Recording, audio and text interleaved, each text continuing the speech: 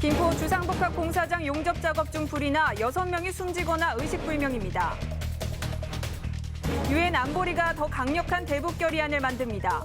오바마 대통령도 추가 조치를 예고했습니다. 북한 핵실험을 주관한 핵무기 연구소 정체를 분석합니다. 삼성전자가 갤럭시 노트 7 사용 중지를 권고했습니다. 미국 정부도 사용 중단을 권고했습니다. 핵무장론을 주장했던 원유철 의원이 출연해 북핵 대응책을 진단합니다. 야구 불모지에서 세계대회 6강 진출 쾌거를 이룬 여자 야구팀을 조명합니다. 시청자 여러분 안녕하십니까? 9월 10일 토요일 뉴스쇼판 시작합니다. 경기도 김포의 주상복합 건물 공사 현장에서 불이 나서 4명이 숨지고 2명이 의식불명 상태입니다. 용접 작업 중에 불이 붙은 것으로 보입니다. 현장 취재기자 연결합니다. 김승동 기자, 지금 상황은 어떤가요? 네, 불은 완전히 꺼졌습니다. 구조 작업도 현재 마무리된 상태인데요. 하지만 현장 주변에는 여전히 매캐한 냄새가 남아 있습니다. 날이 어두워지면서 정확한 화재 원인 조사는 내일 아침 일찍 이루어질 예정입니다. 경기도 김포의 주상복합 건물 공사 현장에 불이 난 건 오후 1시 반쯤입니다. 당시 건물에는 40명이 공사를 하고 있었는데 지하 2층 배관 용접 작업을 하던 중 우레탄 소재 단열재 쪽으로 불꽃이 튀면서 순식간에 불이 번졌습니다. 소방당국은 펌프차 41대와 소방관 121명을 투입해 54분 만에 불길을 잡았습니다. 하지만 작업 중이던 4명은 숨진 채 발견됐고 2명은 의식불명 상태로 병원에서 치료를 받고 있습니다. 함께 작업하던 인부 1명은 화재가 발생하기 직전 1층에 물을 마시러 나왔다가 생명을 구했습니다.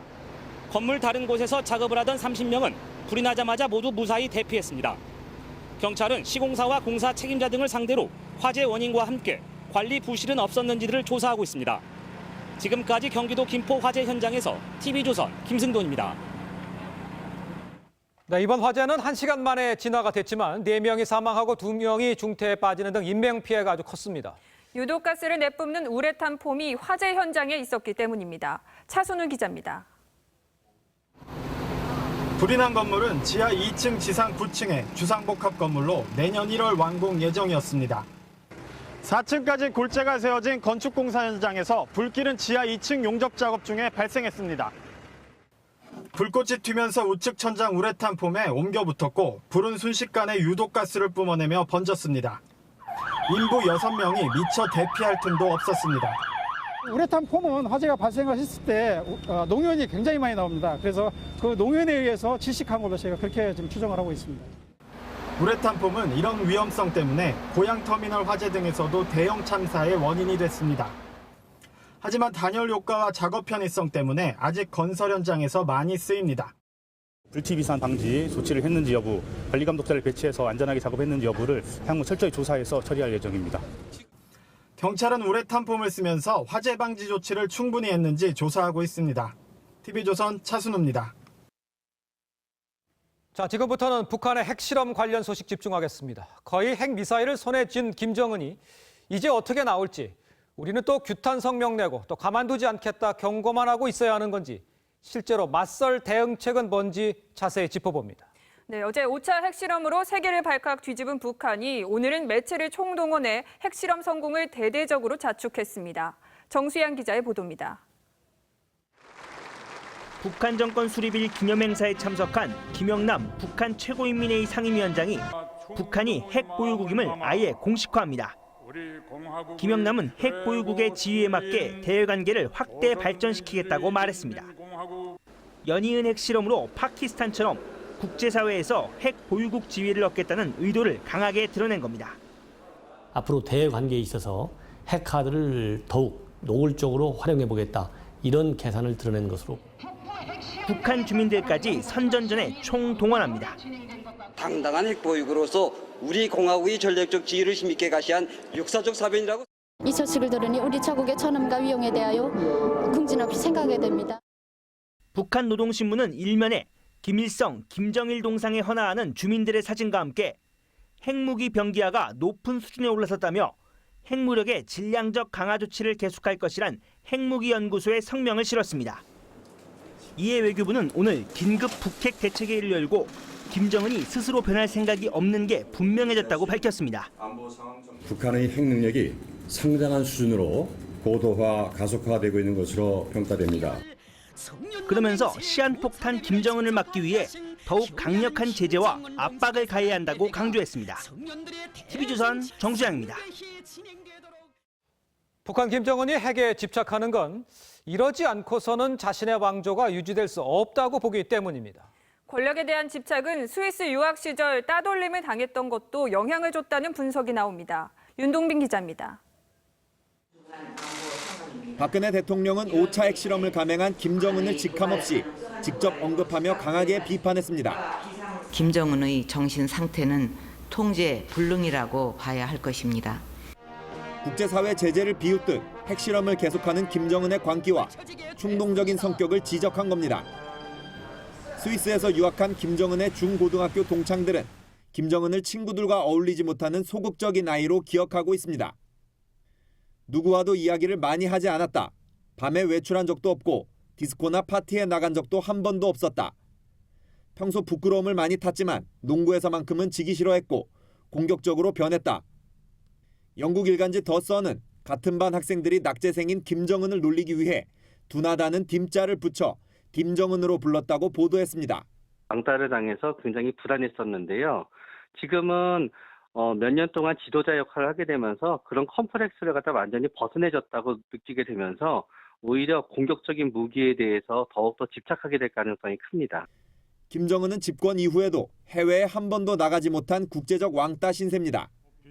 32살 나이 어린 지도자란 콤플렉스 때문에 직언을 하는 측근들을 모조리 숙청한 상태라 김정은이 충동적으로 핵 버튼을 눌러도 만류할 측근조차 없다는 게 가장 큰 문제입니다. TV조선 윤동빈입니다. 자, 북한은 어제 5차 핵탄두 실험을 핵무기 연구소 성명으로 발표를 했습니다. 핵의 과학적 이용이라는 미명을 버리고 무기화를 강조하기 위해 새로 이름 붙인 기구로 보입니다. 핵무기 연구소의 정체를 정혜정 기자가 분석했습니다. 5차 핵실험 성명을 발표한 북한 핵무기 연구소가 처음 등장한 건 지난 3월입니다. 핵무기 연구소의 과학자 일꾼들이 맞이했습니다. 당시 김정은은 이동식 탄도미사일에 들어가는 원형 핵탄두 모형을 둘러보며 핵탄두 소형화를 처음 주장했습니다. 김정은 동지께서 핵무기 연구 부문의 과학자 기술자들을 만나시고 핵무기 병기화 사업을 지도하셨습니다. 대북소식통은 핵물리연구소와 핵에너지연구소 등 10여 개 종전 핵개발 연구시설들을 4차 핵실험 전후 김정은의 지시로 국무위 소속 조선민주주의인민공화국 핵무기연구소 등으로 조직 개편한 것으로 보인다고 밝혔습니다.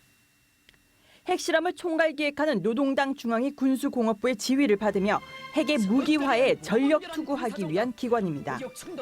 그 핵 원자력성 관련되는 그쪽에 있는 기관 이름인 것으로 보이는데요. 북한이 그런 이름을 사용하는 것은 당연히 신뢰성을 높이기 위한 것입니다. 이번에 우리가 실험한 것이 사실상 핵무기였다. 올 1월 4차 핵실험은 공화국 정부 성명으로 발표했는데 실제 미사일에 실을 수 있는 핵무기란 걸 강조하기 위해 이번에 핵무기 연구소를 동원했다는 겁니다. TV조선 정혜전입니다.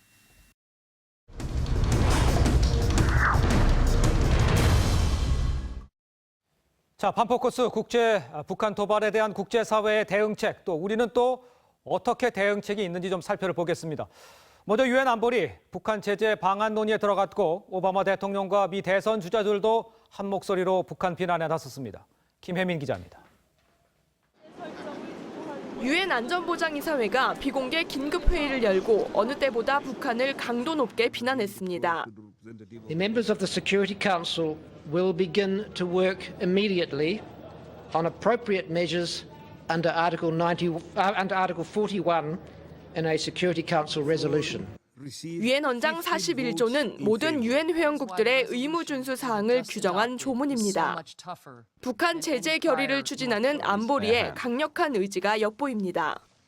안보리의 추가 제재 결의안 채택까지는 3주쯤 걸릴 전망입니다. 오바마 미 대통령도 이번 핵실험을 가능한 가장 강력한 언어로 규탄한다고 말했습니다. We've been consistently clear that we will not accept North Korea as a nuclear state, nor will we accept North Korea's possession of nuclear weapons.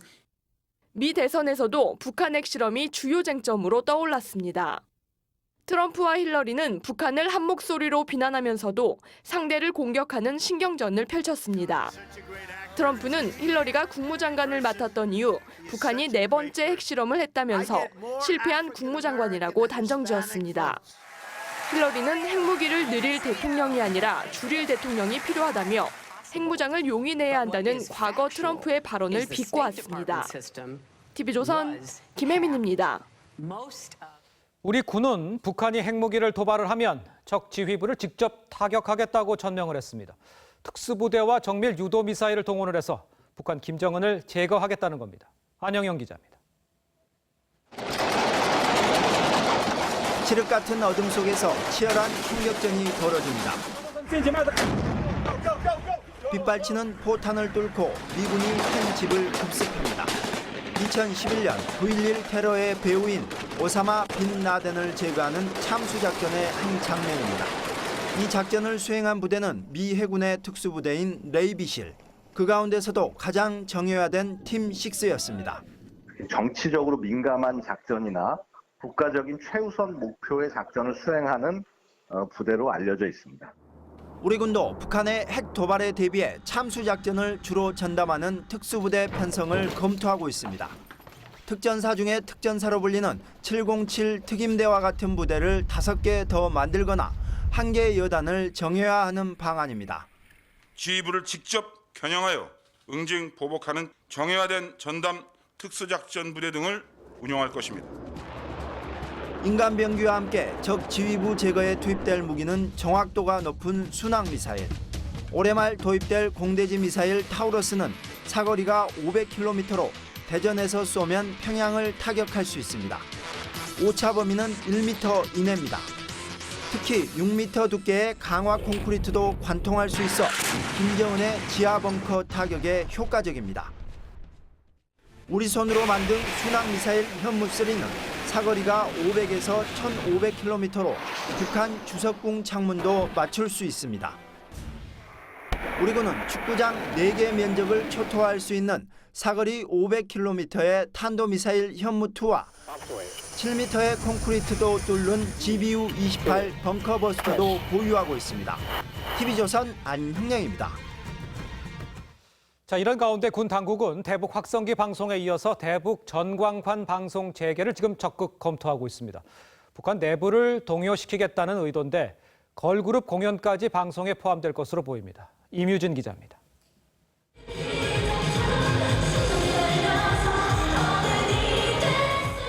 인기 걸그룹의 공연이 전광판을 통해 울려 퍼지자 관중들이 열광합니다.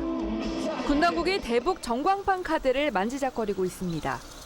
지난 2004년 철거했던 전광판을 다시 설치해 댄스 그룹의 공연 장면과 국내 주요 뉴스 등을 북한에 쏘아보내겠다는 겁니다. 과거엔 고정식이었지만 이번엔 궤도형 차량이나 트럭을 이용한 이동식이 유력합니다. 전광판의 도달 거리는 10에서 15km. 대북 확성기와 함께 운용되면 큰 파괴력을 가질 것으로 보입니다. 대북 전광판을 보고 남한 사회에 대한 동정심과 자유를 감망하는 마음이 동의가 있었다고. 군은 현재 운용 중인 10여 개의 대북 확성기를 4배까지 늘리는 사업에 속도를 내고 방송 시간도 연장하기로 했습니다. 군 내부에서는 이번을 계기로 정부 차원의 대북 전단 살포도 재개해야 한다는 주장까지 나옵니다. 하지만 군은 물리적 물체가 군사분계선을 넘는 건 부담이 있다며 난색을 표하고 있습니다. TV조선 임유진입니다. 자, 그런데 북한 압박에 키를 쥔 건 결국 중국입니다. 그런데 중국은 지금 좌고우면하는 모습입니다. 북한 핵실험을 미리 통보받았는지도 모호하고 강력한 북한 압박에 나설 건지도 미지수입니다. 이태영 기자입니다. CCTV 카메라가 아래 위로 흔들리고 초등학생들은 머리를 감싸고 밖으로 긴급 대피합니다. 이렇듯 북한 핵실험으로 당장 큰 피해를 입은 곳은 국경을 맞댄 중국입니다. 수많은 시민들이 대피 소동을 벌였고 방사능 공포에도 시달려야 했습니다. 中国也生气，俄罗斯也生气，在我们周边呢引起这些不少的震动，我们中国人挺生气这个事情。 하지만 중국 정부는 북한으로부터 사전에 핵실험 통보를 받았냐는 질문에 애매한 답변만 내놓고 있습니다. 북중 관계가 최악으로 치달았던 지난 1월 4차 핵실험 때 북한의 통보가 없었다고 밝혔던 것과 대조적입니다. 그래서 중국이 북한 핵실험을 알고도 방치한 것 아니냐는 분석도 나옵니다. 핵실험 하루 전 김성남 북한 노동당 국제부 부부장이 베이징에 간 것도 이런 주장에 힘을 실어줍니다. 중국 환구시보는 핵실험은 북한을 질시시키는 독이라고 맹비난했지만 신화통신과 봉황망 등은 각국이 도발적인 행동을 삼가해야 한다며 자제를 요구했습니다. 그래서 이번에도 중국이 겉으로는 국제사회 제재에 동참하겠지만 뒤로는 실질적 북한 통제에 나서기보다 메아리 없는 냉정과 자제만 요구할 가능성이 크다는 분석입니다. TV조선 이태영입니다. 기상청의 늑장 대응도 논란입니다. 기상청인 북한 인공지진이 관측됐다고 공식 발표한 건 5차 핵실험 1시간 뒤였습니다. 안보와 관련된 문제여서 신중을 가했다지만 국민들은 외신을 통해 소식을 먼저 접하며 불안에 떨어야 했습니다. 김도영 기자입니다. 유럽 지중해 지진센터와 미국 지질조사국은 북한 인공지진이 감지되자마자 인터넷 홈페이지에 각종 정보를 띄웠습니다. 하지만 기상청이 공식 확인 발표한 건 1시간 뒤였습니다. 지금 아직까지 완전 확정된 상황은 아닙니다만은 지진이 발생을 했습니다. 시간은 아침 9시 30분경이고요. 인공지진을 감지한 시각은 기상청과 외국기관이 같습니다. 하지만 북핵 대응 매뉴얼에 따르느라 발표가 늦었습니다. 매뉴얼은 북한 인공지진을 감지하면 청와대 등 안보 유관 기관에 먼저 알리고 지진파를 분석해 발표하도록 돼 있습니다. 국가 안보하고 상당히 밀접한 관련이 있습니다. 그래서 여러 기관에서 공통적으로 대처해야 되고요. 우리 국민들은 1시간 넘게 외신을 통해서만 소식을 접해야 했습니다. 알아야 되는 건 알아야 된다고 생각을 해요. 그런 사실을 저희도 이제 외신으로 통해서 듣는다는 건 조금.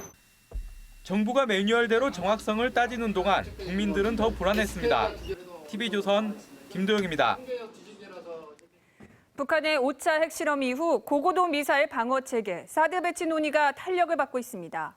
여야 3당 중 유일하게 사드 반대 당론을 채택한 국민의당 내부에서도 재논의 움직임이 일고 있습니다. 김보건 기자의 보도입니다. 사드 배치 찬성을 당론으로 채택한 새누리당은 북한의 5차 핵실험 직후 이래도 사드가 필요 없느냐며 여론몰이에 나섰습니다. 사드 배치 문제를 놓고도 야당은 대안도 없이 모호한 태도로 중차대한 국가안보에 대해 눈치만 보고 있습니다. 박근혜 대통령도 사드 반대를 대안 없는 정치 공세로 규정했습니다.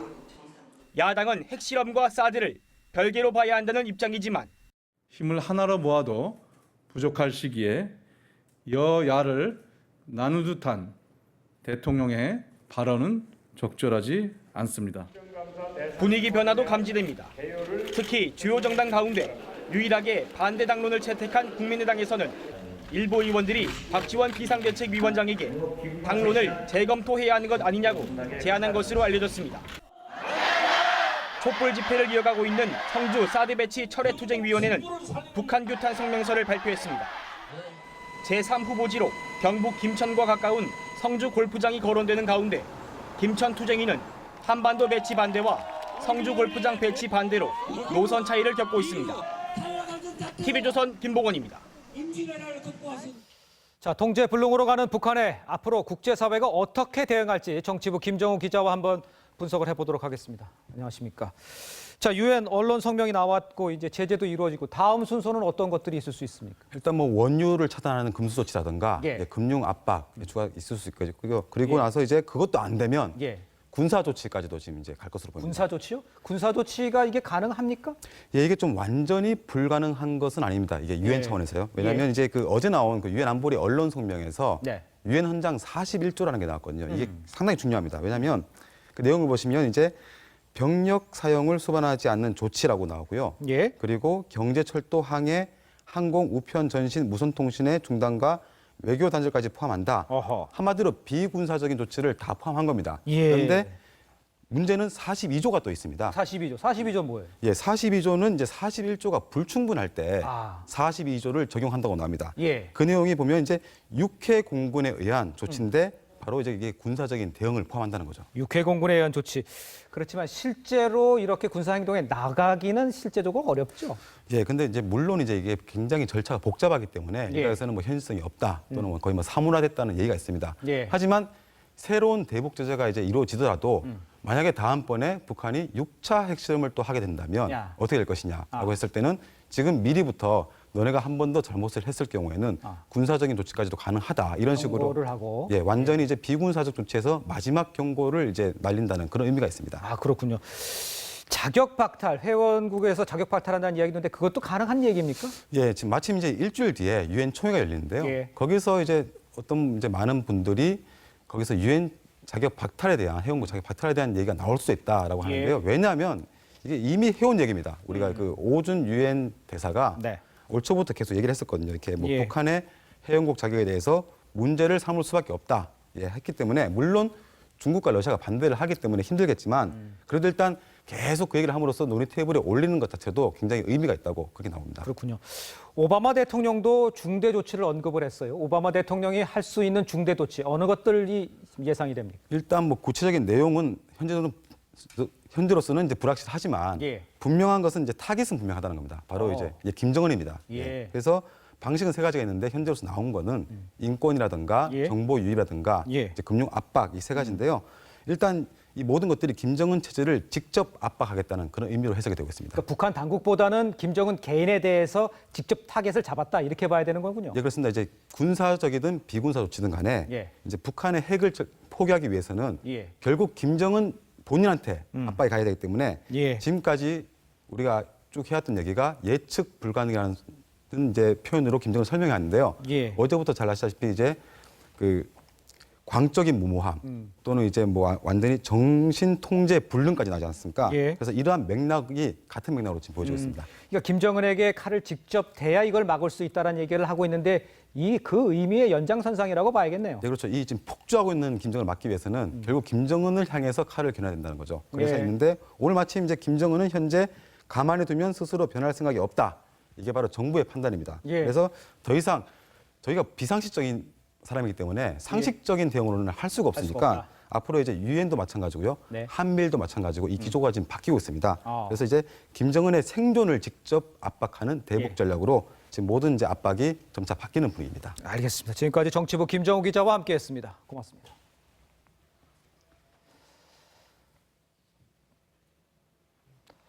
네, 국내 최대의 복합 쇼핑몰인 스타필드 하남이 오늘 북새통을 이뤘습니다. 개장 후에 첫 주말을 맞아서 한꺼번에 인파가 몰린 탓에 주변 도로 그야말로 주차장으로 변했습니다. 현장을 송병철 기자가 다녀왔습니다. 차들이 100m 넘게 장사진을 쳤습니다. 도로가 거대한 주차장이 됐습니다. 국내 최대의 복합 쇼핑몰 스타필드 하남으로 가는 길입니다. 개장 후 첫 주말이어서 한꺼번에 인파가 몰렸습니다. 이쪽 하남 쪽에 차가 이렇게 많지 않았는데 최근에 이제 좀 이거 생기면서 차가 많아져서 좀 걱정입니다. 오랜 기다림 끝에 주차장에 들어서면 여기도 전쟁터입니다. 여기 주차장은 동시에 6,200대를 주차할 수 있어 국내에서 가장 넓습니다. 하지만 주차할 공간을 찾지 못해 이렇게 이중 주차를 하고 있습니다. 그러다 보니 주차까지만 1시간이 넘게 걸립니다. 지하를 부탁드릴게요. 아예 진입을 포기한 차들은 주변에 불법으로 주차해 인근 도로까지 몸살을 앓았습니다. 스타필드 측도 예상 못한 인파에 진땀을 뺍니다. 그 하도공이랑 같이 해가지고 대책을 세우고 있거든요. 근데 지금은 생각보다 너무 많이 몰리셔가지고 좀 그런 것 같아요. 오늘 하루 방문객은 13만 명을 넘었습니다. 마땅한 대중교통편이 없어 교통 혼잡과 주차 전쟁은 주말마다 반복될 전망입니다. TV조선 송병철입니다. 네, 미국 정부가 배터리 결함으로 발화 위험이 있는 삼성전자 갤럭시 노트 7의 사용 중단을 권고를 했습니다. 전 세계적으로 접수된 배터리 발화 주장 40건에 이릅니다. 김수홍 기자입니다.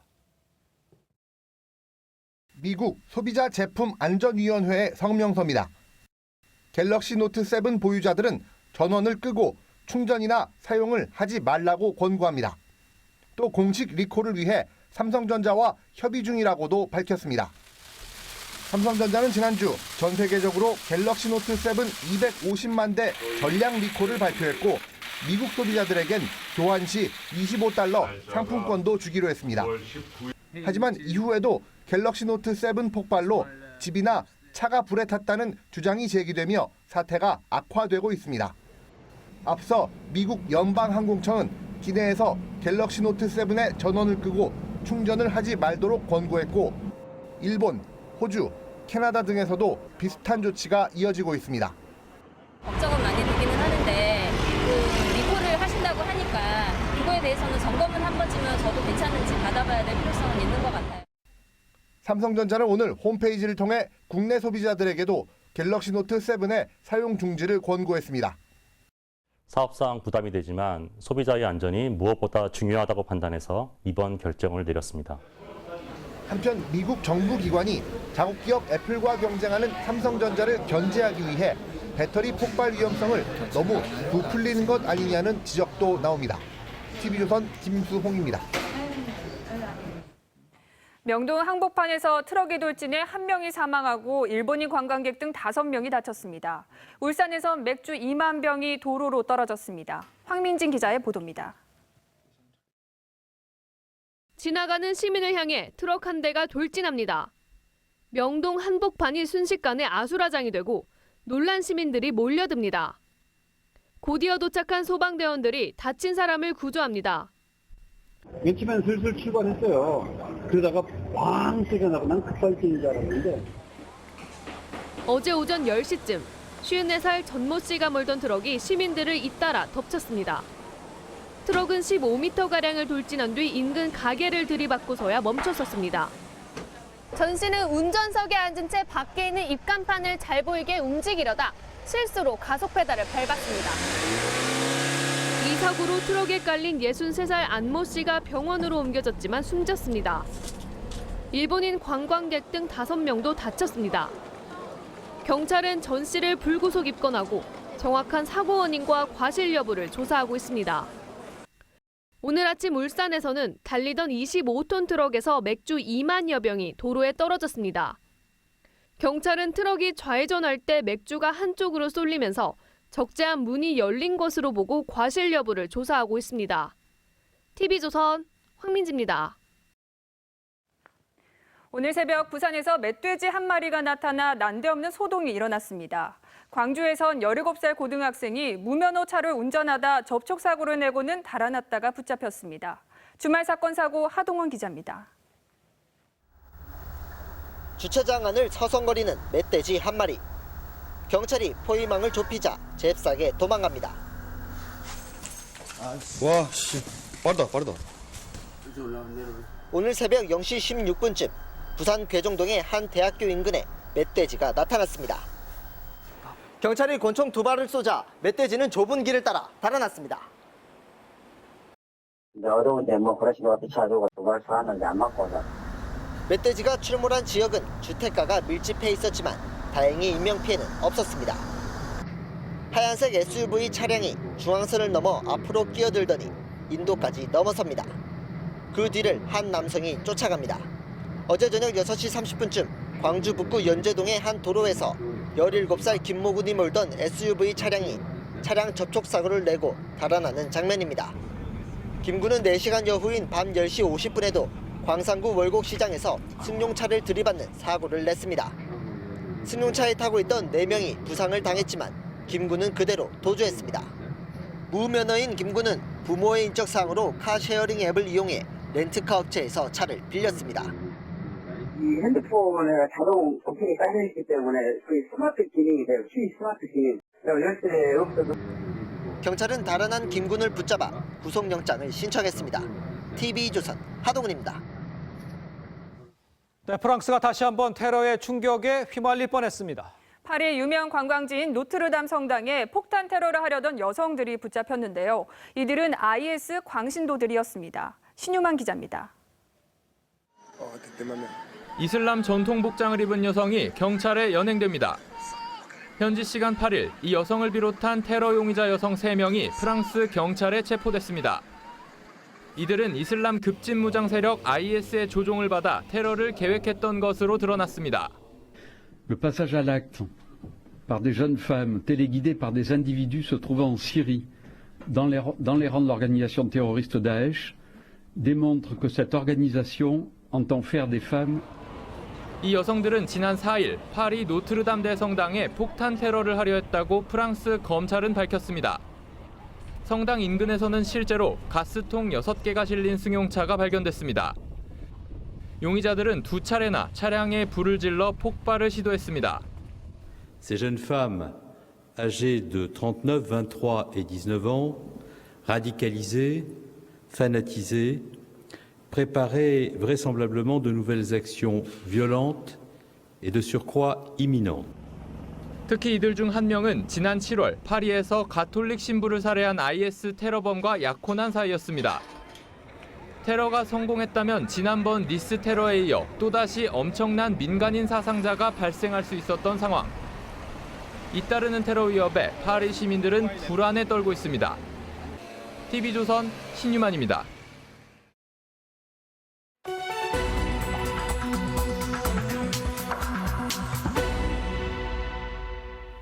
자, 북한이 5차 핵실험을 감행을 하면서 우리나라도 핵무장해야 된다, 이런 이야기 나옵니다.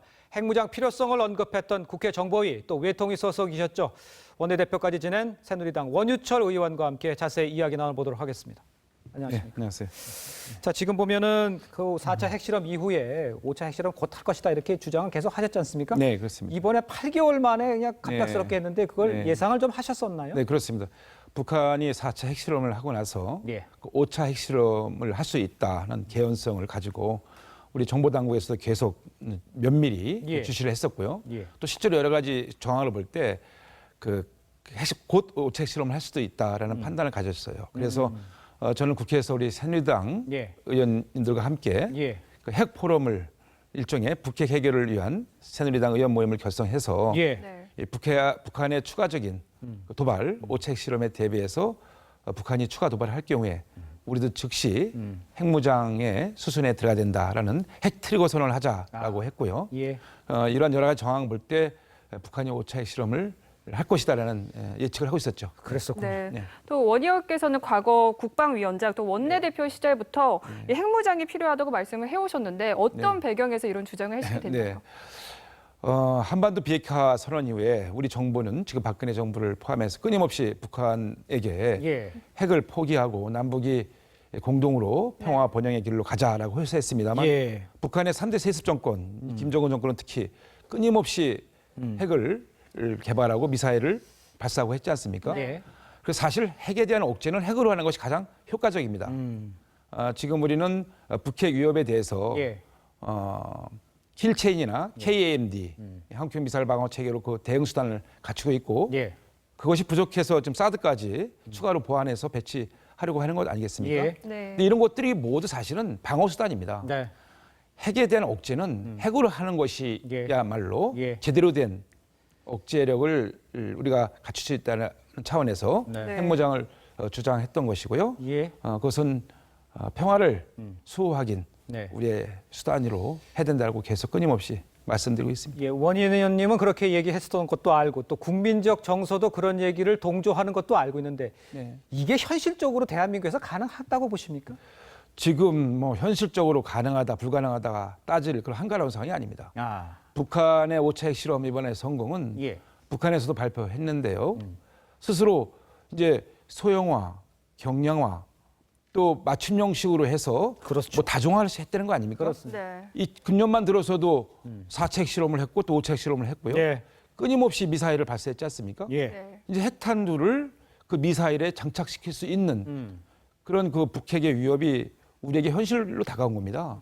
여기에 대한 확실한 우리가 억제력을 확보하지 않으면 우리는 정말 그 북핵의 위협에 알몸으로 서 있을 수 있는 그런 상황이다라는 네. 걸 말씀드리고요. 그렇군요. 지금 미국이 이제 한미 동맹 차원에서 네. 핵우산으로 우리를 지금 억제하고 있습니다만 북한의 도발을 네. 지금 미국 대통령 선거에서도 트럼프 후보가 뭐 한국도 핵을 가지려면 가져라 이런 식으로 지금 얘기하고 있고 예. 비용 문제도 언급하고 있지 않습니까? 네. 결국 우리 국민의 안위 예. 또 국가의 안위 예. 특히 국민의 안전은 우리 스스로 지켜야 된다. 근데 원 의원님 지금 말씀하신 것처럼 우리가 핵을 갖는다는 것 자체가 지금 사드만 가지고도 이런 상황인데 그걸 핵까지 갖다 놓겠다라는 계획을 가지고 있으면 중국이 이걸 가만히 있을 수 있을까요? 지금 중국을 뭐 중국의 눈치 볼 중국을 갖다가 지금 네. 뭐 의식할 상황이 아닙니다. 예. 오히려 중국은 북한이 추가적인 5차 핵실험을 말렸어야죠. 예. 지금 우리가 북핵 위협에 배치하려는 사드 배치를 가지고 예. 중국이 그동안 굉장히 저에게 여러 가지 압박을 했지 않습니까? 예. 근데 5차 핵실험으로 우리가 왜 사드 배치를 하려고 했던지를 예. 중국이 이제 설명을 해야 될 겁니다, 거꾸로. 그렇겠네요. 예. 네, 그렇다면 뭐 정부의 한반도 비핵화 정책 기조는 무력화됐다 이렇게 선언해야 되는 거 아닙니까? 선언하셔야 되는 거 아닙니까? 이제는 그동안에 우리 북핵 해결을 위한 그동안의 방식이 좀 달라져야 됩니다. 예. 북핵 해결을 위한 해법이 달라져야 되고 새로운 패러다임으로 예. 접근해야 된다 보고 있고요. 예. 이제 한미 정상이 이번에 확장 억제를 강화하는 쪽으로 해서 예. 북핵 도발을 억제를 하려고 하는데 저는 그렇게 생각합니다. 지난번 4차 핵실험 때도 그 전술 폭격기 예.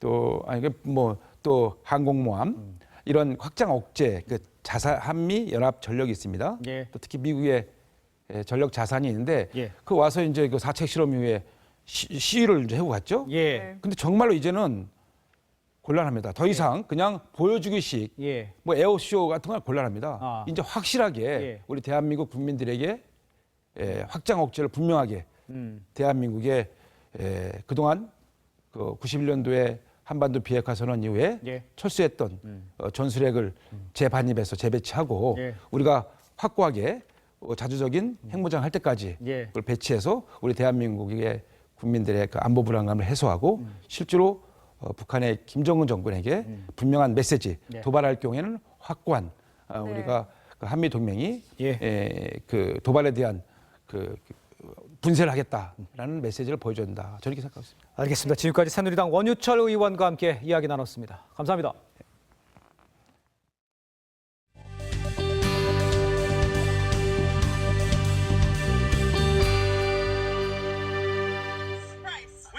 두 줄로 높게 쌓아 올린 매트리스 앞에서 직원들이 세일 광고를 합니다.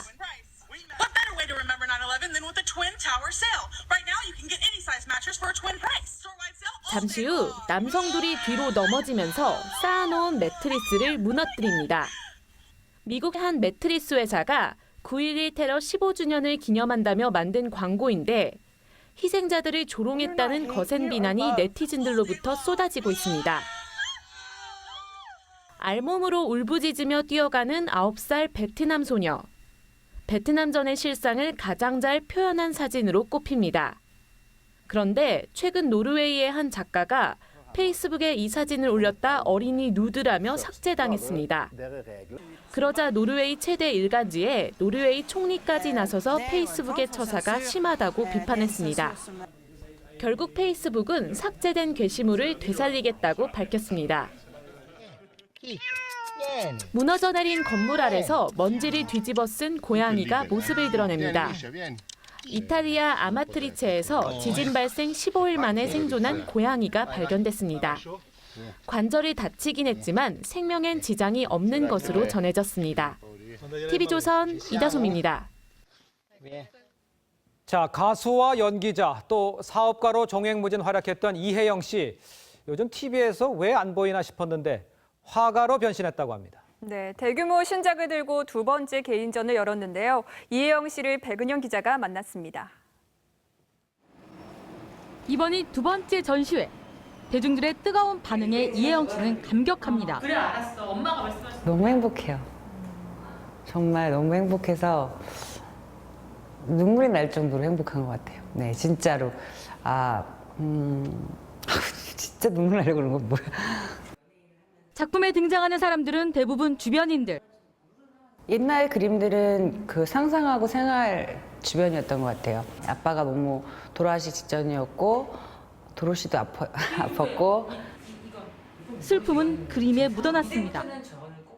아빠의 아픈 모습, 아빠가 잘 이겨냈으면 좋겠다면서 아빠가 위를 잡고 있는 모습, 엄마가 아빠 돌아가셔서 슬퍼하는 모습, 도로시가 아파하는 모습. 동료 배우들이나 친구들의 응원이 이어지고 있습니다. 그 친구들 그림 좀 좋아하는 친구들이 많아가지고 그분들은 많이 해주죠. 뭐 사겠다고도 하고 뭐. 칭찬과 응원을 아끼지 않은 남편도 또 다른 멘토입니다. 그런 생각을 할 수가 있어? 어떻게 그렇게 생각할 수가 있어? 어떻게 그렇게 했어? 이런 거 있잖아요. 미쳤다 미쳤어. 이런 거 제일 많이 듣는 것 같아요. 신나는. 유능한 기업인과 결혼한 이혜영 씨는 아직도 신혼 기분으로 삽니다. 그러니까 저는 그 재혼이란 단어가 너무 고마운 것 같아요. 재혼이란 단어가 없었으면 재혼을 못했을 거 아니에요. 아 진짜 그 이혼이란 단어도 너무 고마워요.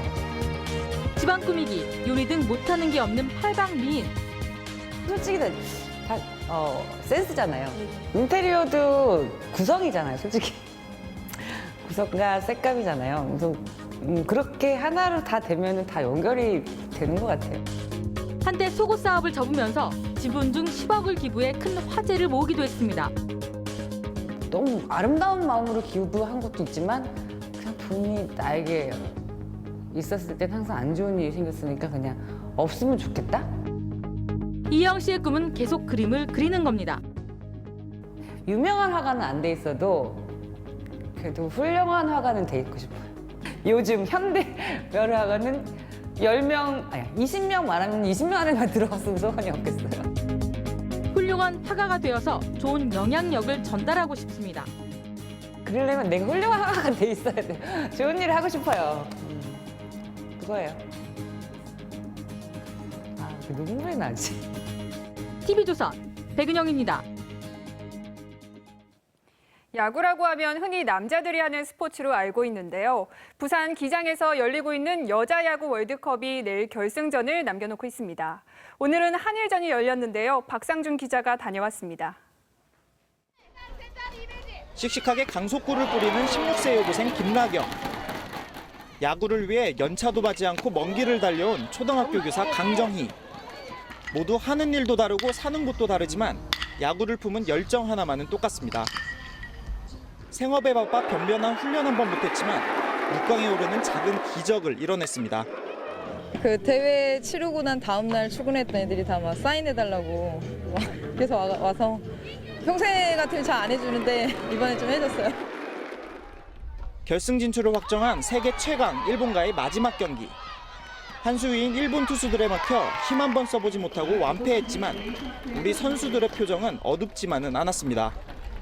프로팀은 고사하고 실업팀 하나 없는 열악한 동호인 야구 수준이지만 야구를 할 수 있어서 여자 야구를 알릴 수 있어 행복합니다. 한국도 남자 야구처럼 여자 야구도 이렇게 할 수 있다는 걸 보여준 계기가 된 것 같아서 기쁩니다. 다행히 우리가 6강까지 와긴 왔지만 이걸 널리 알리는 데서는 굉장히 큰 도움이 된다고 생각합니다. 불모지에서 핀 한국 여자 야구가 더 큰 미래를 향한 힘찬 발걸음을 시작했습니다. 기장에서 TV조선 박상준입니다.